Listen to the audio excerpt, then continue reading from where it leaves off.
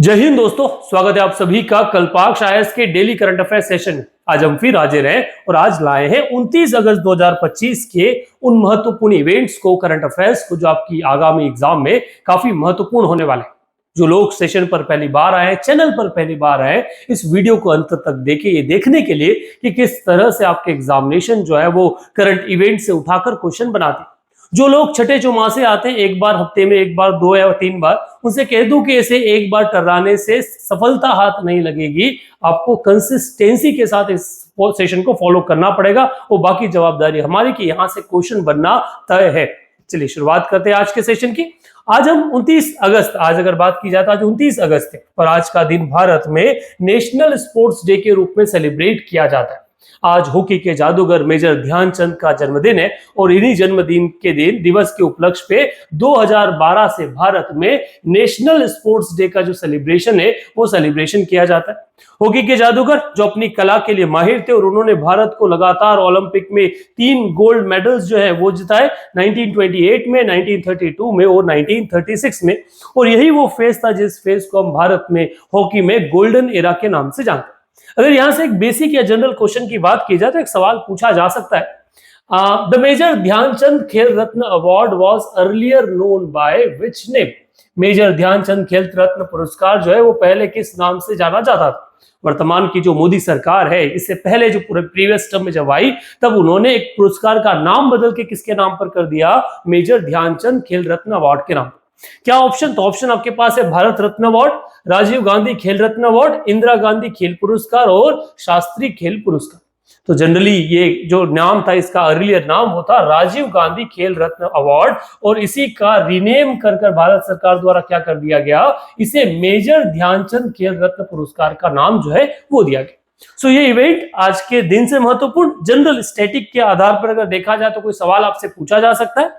चलिए आगे बढ़ते हैं, आगे बात करते हैं अगले महत्वपूर्ण इवेंट के बारे में। प्राइम मिनिस्टर नरेंद्र मोदी अपने 2 दिन की जापान विजिट जो है वहां गए। जापान से वो कहां जाएंगे? चाइना, और चाइना में जाके एससीओ, संघाई कॉर्पोरेशन ऑर्गेनाइजेशन की जो मीट होने वाली उसमें पार्टिसिपेट करने वाले। प्रधानमंत्री नरेंद्र मोदी की वर्तमान, ऐसे तो वो जनरली ट्रेवल पर रहते हैं पर ये वाला ट्रेवल काफी महत्वपूर्ण है क्योंकि ये उस समय आया है जहां एक तरफ भारत जो है 50% टैरिफ की मार झेल रहा है, कहां की तरफ से? सैंक्शंस की तरफ से, अमेरिका की तरफ से। अब इस अमेरिका के टैरिफ वॉर के चलते भारत के लिए रिक्वायर्ड है कि जो गुड्स अमेरिका जा रहे थे उनके लिए एक न्यू मार्केट जो है वो नया बाजार खोले। और आने वाले समय में अमेरिका के साथ इजी होने का तो अभी रिसेंटली नहीं लगता कि कोई चीजें जो है वो पटरी पर आएगी। तो उस कंडीशन में भारत की इकोनॉमिक का आधार पर डिफेंस टाइज में और साथ ही साथ एनर्जी सप्लाई में जापान और चाइना जो है वो महत्वपूर्ण रोल प्ले कर सकते हैं। सो वर्तमान की विजिट जाने से पहले प्राइम मिनिस्टर नरेंद्र मोदी का एक ऑफिशियल स्टेटमेंट जो है वो उन्होंने जारी किया, जो पीआईबी ने अपनी जो है वो पोस्ट किया। प्रधानमंत्री नरेंद्र मोदी का कहना है कि we would focus on shaping the next phase in our special strategic and global partnership. ठीक है, साथ में क्या बोलते हैं? वो बोलते हैं that we have made steady and significant over the period of time and now we will focus on what our economic investment is, advanced cooperation in new and emerging technology including AI and semiconductors। क्योंकि अभी वहां से होने वाले निर्यात पर भी tax जो है वो अमेरिका द्वारा थोपा जा रहा है, जिस कारण से जो चीजें हम अमेरिका से मंगा रहे हैं वो भी भारत में महंगी होगी क्योंकि उस वाले टैरिफ से तो भारतीय चीजें अमेरिका में महंगी हो रही। अब इन दोनों चीजों को लेकर ये इवेंट जो है काफी महत्वपूर्ण है। अच्छा, इसके बाद जैसे ही वो कहां जापान में अपनी यूनिट खत्म करेंगे वो कहां जाएंगे? वो शंघाई कॉर्पोरेशन ऑर्गेनाइजेशन की जो समिट ताइजीन में होने वाली है, जो चीन में है, वहां जाएंगे। प्रेसिडेंट जिपिंग का जो इन्विटेशन स्पेशली उन्होंने अपने फॉरेन मिनिस्टर के साथ भेजा था, उस पर इन दोनों की बात है। अभी वर्तमान में एक रिपोर्ट ये देखी कि जैसे अमेरिका और इंडिया के बीच में ट्रेड वॉर की शुरुआत हुई, जिपिंग ने एक सीक्रेट लेटर जो है वो इंडियन प्रेसिडेंट द्रौपदी मुर्मू को जो किया था वो भेजा था। उस प्रेसिडेंट में उन्होंने ये उम्मीद, उस लेटर में उन्होंने उम्मीद जगाई थी कि भारत के साथ उनकी जो टाइज है वो इजी हो जाएगी और उसके बाद ही दोनों की जो टॉक से फिर से पटरी पर आने की शुरुआत जो है वो हुई। अब इन दोनों चीजों में चीजें क्या है? काफी महत्वपूर्ण है और यहां से अगर देखा जाए तो क्वेश्चन बनने की संभावना है। एससीओ लगातार न्यूज में है तो एससीओ तो आप मान के चलिए सवाल बनेगा। जापान न्यूज में जवाब से भी एक क्वेश्चन जो है वो बन सकता है।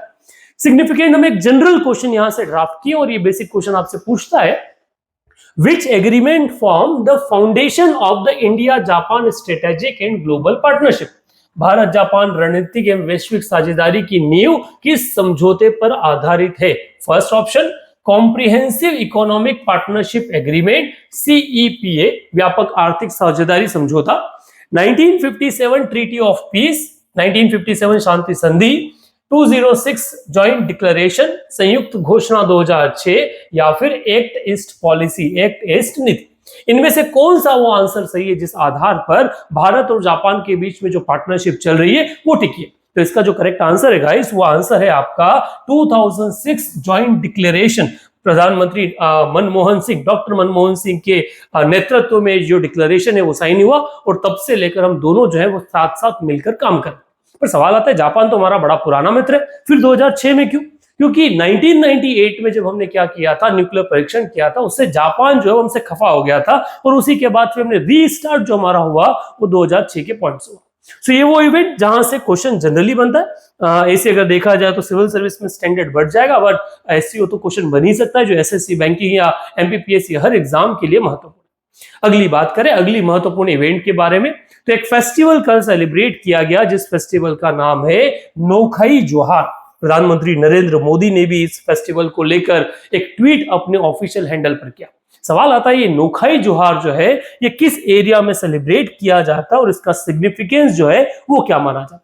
तो जनरली उड़ीसा और छत्तीसगढ़ का ये जो बॉर्डर एरिया है वहां पर सेलिब्रेट होने वाला ये फेस्टिवल है, काफी महत्वपूर्ण रोल माना जाता है वहां के फार्मर्स के लिए, एग्रीकल्चर कम्युनिटी के लिए और ट्राइब्स के लिए।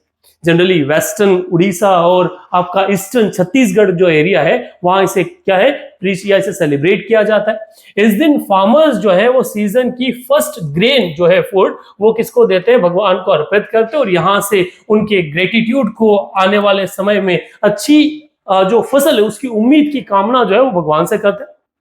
इन रिचुअल्स के बाद में ट्रेडिशंस जो ट्रेडिशनल जो डांस नाच गाना वगैरह म्यूजिक ऑर्गेनाइज जो है वो किया जाता है। अगर बात की जाए तो ये डे कब सेलिब्रेट किया जाता है, तो ये गणेश चतुर्थी का अगला दिन, जिसे हम हमारे यहाँ पर ऋषि पंचमी के नाम से जानते हैं, उसी ऋषि पंचमी के दिन यहाँ पर कौन सा सेलिब्रेट, छत्तीसगढ़ में कौन सा, तो नोखाई जो जोहार फेस्टिवल है वो सेलिब्रेट होता है।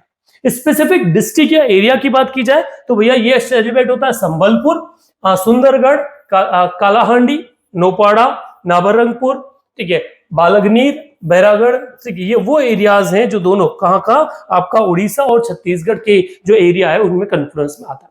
तो क्वेश्चन यहां से भी पूछे जाने की संभावनाएं दिखती है, और अगर पूछा जाए तो एक सवाल जनरल यहां से बनता है, वो बनता है the word Nuakhai literally means, Nuakhai का वास्तविक या शाब्दिक अर्थ जो है वो क्या होता है, नए कपड़े, नई फसल, नया घर, नया पर्व, new cloth, new harvest, new house, new festival.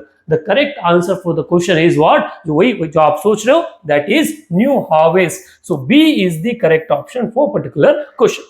तो ये वो एरियाज है गाइस जहां से हमको लगता है कि सवाल बन सकता है, और हमको क्यों लगता है उसके पीछे सिंपल सी कहानी है भाई, कि न्यूज में है, ट्रेंड है, और ट्रेंड वो नहीं होता जो पॉलिटिकल, क्योंकि आजकल तो हम खबरों को, पॉलिटिकल न्यूज को ही खबर मानते हैं, जबकि वो तो सिर्फ एक ट्रेंडिंग पार्ट है। इससे पीछे एक नया न्यूज चलता है जो सरकारी अखबारों में छपता है, जो गवर्नमेंट के ऑफिशियल साइट्स पे क्या होता है, पोस्ट होता है। तो एक इवेंट था जहां से भी सवाल पूछे जाने की संभावनाएं बनती।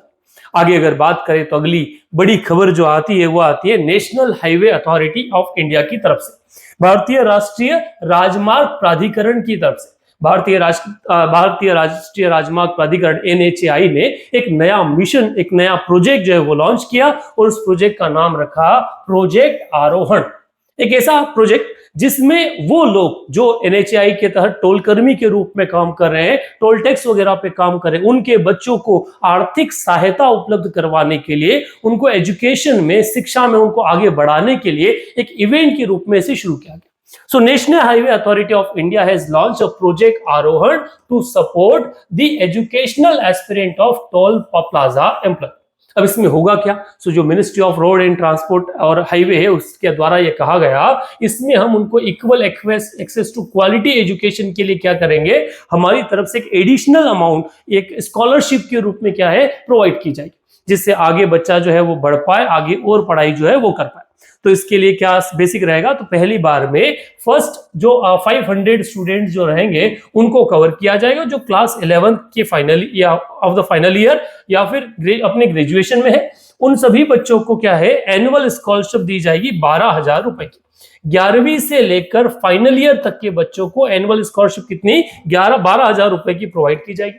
और वो जो बच्चा जो क्या है आगे जाके पढ़ना चाहता है, ब्राइट एस्पिरेंट्स और अपनी पोस्ट ग्रेजुएशन या हायर स्टडीज में जाना चाहता है, उसे अप टू 50,000 रुपीज का जो सपोर्ट है वो NHAI द्वारा प्रोवाइड किया जाएगा। एक नोबल मीन, कई बच्चे इससे शायद बेनिफिट होंगे। तो ये एक नया प्रोजेक्ट जो है, ये प्रोजेक्ट शुरू किया गया, नाम इसका क्या है, प्रोजेक्ट आरोहण।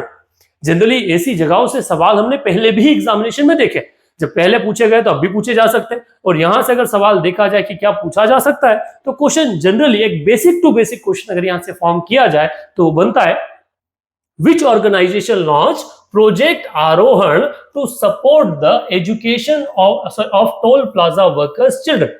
प्रोजेक्ट आरोहण किस संगठन ने टोल प्लाजा कर्मचारियों के बच्चों की शिक्षा सहायता के लिए शुरू किया?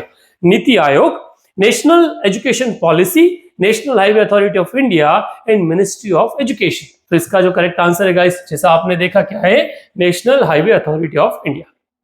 ये इवेंट जहां से जनरली जिस तरह से क्वेश्चंस जो है वो क्वेश्चन बनते हैं, और वही चीज हम आपके लिए क्या किए, कंपाइल किए बड़े शॉर्ट ड्यूरेशन में, कम समय में, क्योंकि निश्चित आज के समय में अगर सबसे ज्यादा कुछ कीमती है तो वो है आपका टाइम। चलिए आगे बढ़ते हैं, बात करते हैं गोवा की। गोवा वर्तमान में अक्टूबर नवंबर में आपका फीडे वर्ल्ड कप जो है उसे होस्ट करने वाला है। So the FIDE world cup जो रिसेंटली न्यूज में था, वुमेन्स फीडे वर्ल्ड चैंपियनशिप के नाम से, जिसमें भारत की जो है शायद मिस्टर देशमुख जो है वो जीत कर आई। अब वैसा ही एक इवेंट जो है वो अक्टूबर में मेंस के लिए होने वाला है आपके Goa, and Goa will going to host. अगर फीडे वर्ल्ड कप की चर्चा की जाए तो FIDE world cup is a major biennial chess tournament organised by international chess federation. ठीक है, जो आपका क्या है उसके द्वारा ऑर्गेनाइज किया जाने वाला एक मेजर वर्ल्ड कप टूर्नामेंट या चेस टूर्नामेंट के रूप में जाना जाता है। इनमें जो टॉप 3 फिनिशर्स होते हैं वो क्वालिफाई करते हैं उनके कैंडिडेचर के रूप में आने वाले जो कैंडिडेट्स टूर्नामेंट होता है उसके अंदर। ठीक है, और यही आने वाली वर्ल्ड चेस चैंपियनशिप के जो लोग हैं उन्हें डिसाइड करता है। अगर फीडे वर्ल्ड कप 2025 की बात की जाए तो ये कब होल्ड होगा? अक्टूबर 30 से नवंबर 27 2025 तक गोवा इंडिया में। लगभग 206 प्लेयर्स जो है इसमें कंपीट करेंगे। ये कंप्लीट टूर्नामेंट एक नॉकआउट टूर्नामेंट रहेगा कि या तो जीतो या फिर घर जाओ। ठीक है, आप जीते तो ठीक, नहीं तो आप घर चले जाइए पहले ही मैच से।